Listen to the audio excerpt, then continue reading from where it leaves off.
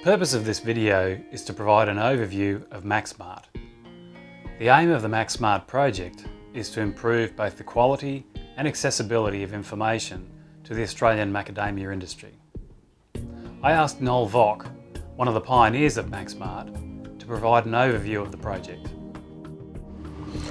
For many years, the provision of technical information for macadamia growers relied largely on print materials such as books and fact sheets and news bulletins and so on. And most of that information was put together by technical people such as researchers, extension officers and industry consultants and the like. But for all of that time we've known that growers prefer more visual materials, pictures rather than words, and they also prefer to see, as well as what researchers are telling them, how other growers are using and adapting those research and results and innovations on their farm. In the AgriLink series, which we developed 5 to 10 years ago, we took a step in that direction by making the information more visual, incorporating pictures and diagrams and improving the access of finding information. The new macSmart project takes that a step further by most of the material being in the form of short YouTube style videos, which is highly visual, highly informative, and also by incorporating not only the researchers telling us their results, but also a large number of growers with a show and tell about how they're using and adapting research information.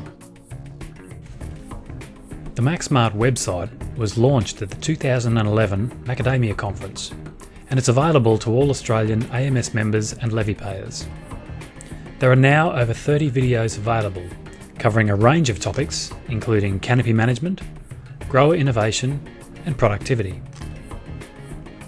The latest videos are shown in this section on the right, so they're really easy to find. There are also several manuals available in electronic book format. These include the Code of Sound Orchard Practice, the Macadamia Growing Guide, and a Pest Facts Guide.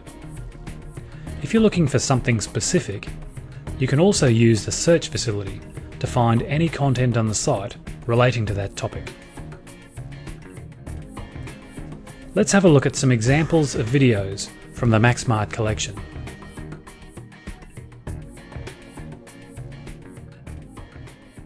So Greg, why did you choose tree removal?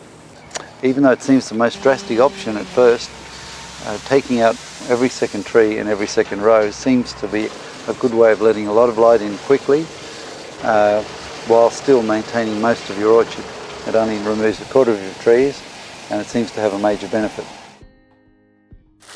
I'm going to select this area here as a central leader and I'm going to cut out the others that are competing with it.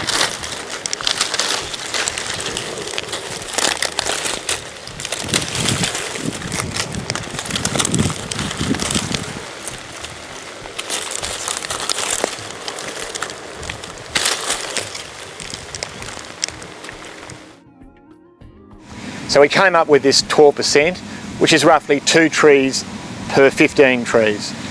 I then wanted to look at removing trees from the orchard in a pattern that would allow us some flexibility over time, but give us that lasting light that we're after.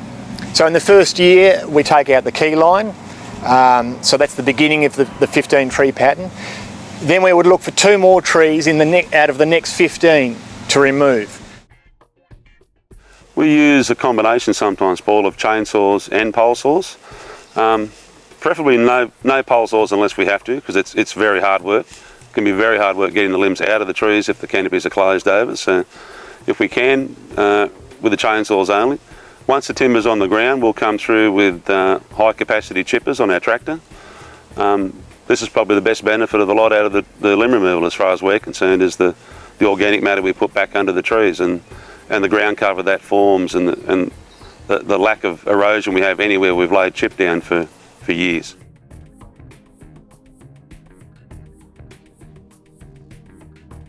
What were the results of the long-term research trial? In the long-term research trial, we removed 25% of the trees by removing every second tree in every second row. We measured yield in the thinned row and in the unthinned row because we expected that those trees would be getting more light through the thinned row and would affect yield there as well. Yield per tree in the thinned row increased by 26%, but there was no increase in the neighbouring unthinned row compared with the control where no trees had been removed. Well, Paul, the most obvious symptom we see is the very upright growth of the canopy.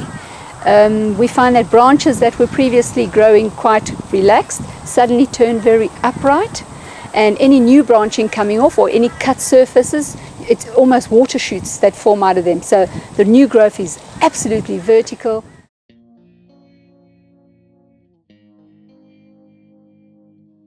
If you think back 30 to 40 years ago, the apple industry was not too dissimilar to where macadamias are now.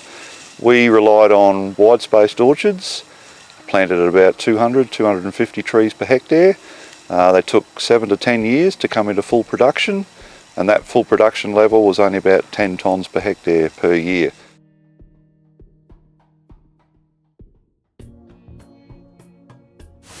Are there any other requirements that growers need to think about if they're going to use the stingless bees? They need to have a nice warm position, because it does take a little bit to get up to 18 degrees. That's when they start their activity. So a nice warm position would be very suitable. Stingless bees may have an important role to play in macadamia pollination. From Mark and Gary's experience, planning is important to ensure they are used as effectively as possible. How are the nuts handled after they've been harvested? Well, with the use of a reversing camera, we back up to our Hilux ute that has a tipper on it. So we have a person following the harvester around, either picking up the end of the rows or halfway down a row, depending on the amount of nut on the ground. From there, the ute will just drive straight back to the receivable bin, unload, and then come back for his next pickup. How do you sort your nuts? After it goes through the dehusker, it'll go through the trommel, out through an air sorter. The air sorter will lift the majority of rat-eaten nut and all the husk that actually gets through the system, so we don't have any husk on the belt. From there, it'll go along a belt where we've now employed two thin wires across the belt which hold the nut up. In the past, we used triangles. We've found this system now, we're able to push the nut through a lot faster, and we get a lot better look across the table at the nut coming through.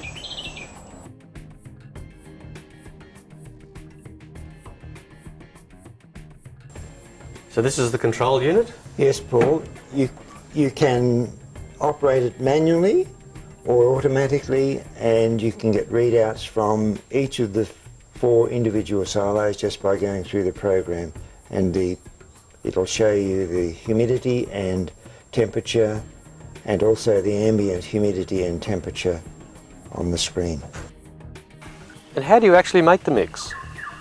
We use a flat area outside the shed. We take a bucket of husk and spread that out, layer it, and then on top of that add 1 of sawdust, then 1 of chicken litter, then another bucket of husk and another bucket of sawdust. So that's all layered over about maybe 5 metres. We then mix that up by just gradually pushing it forward and turning it over itself, and then finish by putting it into a heap when we put the sprinkler on it, and then run the sprinkler continuously while we continue to make compost. So what makes macSmart successful? Firstly, it allows growers to see other farm innovations. It's also an important mechanism for distilling research results and recommendations. The macSmart site also showcases the most productive farms in the industry. And it's a great way of allowing growers and other industry stakeholders to share their knowledge and experience. We will continue to work with the Australian macadamia industry to develop macSmart. And we're also currently trialling this approach with other horticultural industries. The macSmart project is really exciting. From the research that's been done to date, on extension and where growers source their information from, it concluded that the number one source of information was actually other growers, and that's effectively what macSmart is. It's taking a grower talking to another grower at any time at all, which is a huge benefit, because a grower on a rainy day could come in and look up macSmart at 3 o'clock in the afternoon, or they're wrestling with a problem in their mind and they wake up at 2 o'clock in the morning and they're on macSmart, which is the feedback that we're getting from growers of what they're actually doing. And in regards to the productivity development officer role that I fit in, where I see macSmart really helping is that it's not taking away from the conventional extension program, it's actually adding value to it. So it's complementing a lot of the other information that we're extending, and growers from that are building more confidence to invest and take action on farm. I think macSmart is one of the cleverest levy-funded programs that we're running at the moment.